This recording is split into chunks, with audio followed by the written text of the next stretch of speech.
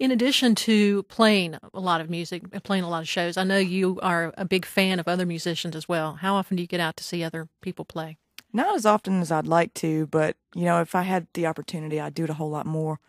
I've definitely come across a lot of really talented folks right here in our backyard. There's just so much going on in this region, and I'm pretty passionate about it because, you know, if things are going the way that everyone is predicting they are, then you can do a lot with becoming regionally well-known or well-renowned. You can use that influence to help each other up and create a really strong, viable scene that other people will be very, very jealous of. Yeah, I mean, that seems to be the way it's going. The days of the superstar, I think, for the most part, are over, and it is going to be more of a regional thing. But the great thing about MySpace and all these other outlets is it can be a regional scene, but it's for global consumption.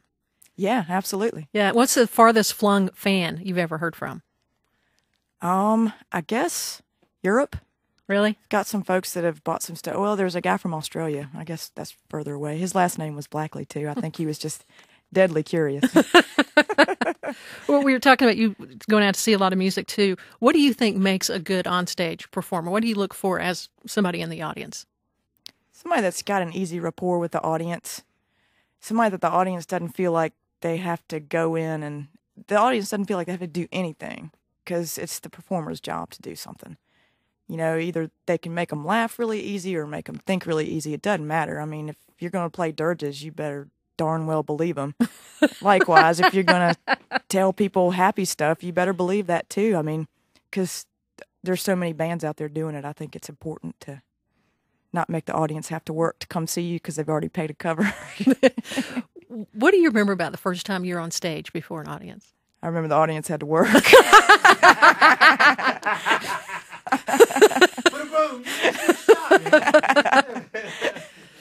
Where was it? Well, it was an open mic in my college town, my adopted hometown for 4 years, Radford, Virginia. And it was a little takeout pizza dive. And yeah, everybody got to go up and do one song, and you know, it was probably well before I was ready to play, but you know, I got a good response, and I started to think, wow, I could really get addicted to this. So I hear a lot of performers who come through here, you know, at different levels in their career, saying that open mics are a really cool place to start. Do you agree? Do you recommend that to people who are really just getting started? Sure. You get to network and meet so many other people. And, you know, I've found band members at open mics before, and, you know, just it spreads the word out there and creates those ripples. Yeah, sure. It's Laura Blackley live in Studio B on WNCW. The new CD is Love and Monsters, and she's got another one ready to go. Is this the monster one? This is the Wampus Cat. All right. 1, 2, play that thing.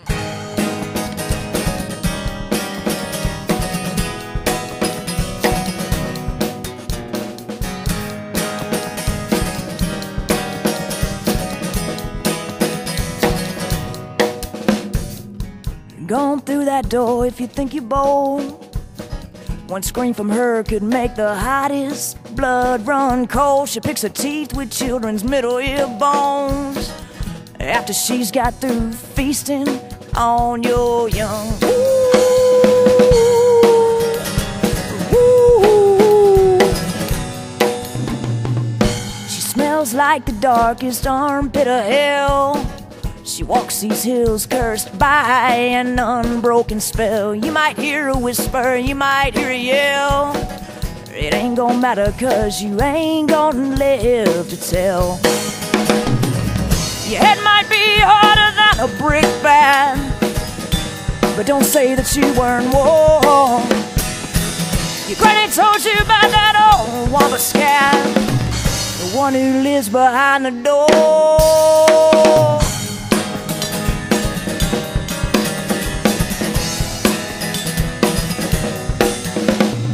Bugner boy from Crusoe once looked in her yellow eyes. 9 years old, head full of hair, turned snowy white. He smelled that foul breath, he heard that fiendish whine. He screamed a scream that wouldn't come as he ran for his life. Your head might be harder than a brick bat, but don't say that you weren't warm. Your granny told you about that old Wampus cat. Crossed out harder than a car.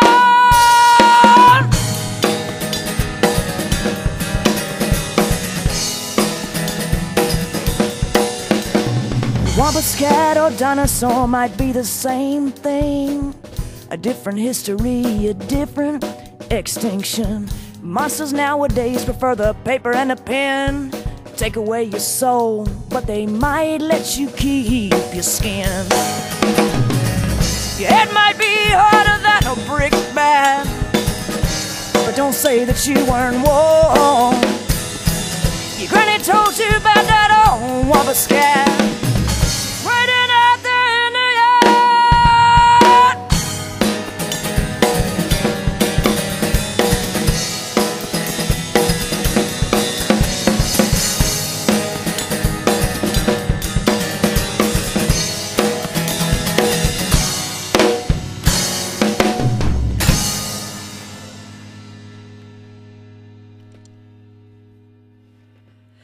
That's Laura Blackley live in Studio B, being joined by Chad Hildebrand on drums. Man, for just two people, you can make a lot of racket. Don't we? Very nice. Every woman needs a fella like Chad to help them get in touch with their punk rock side.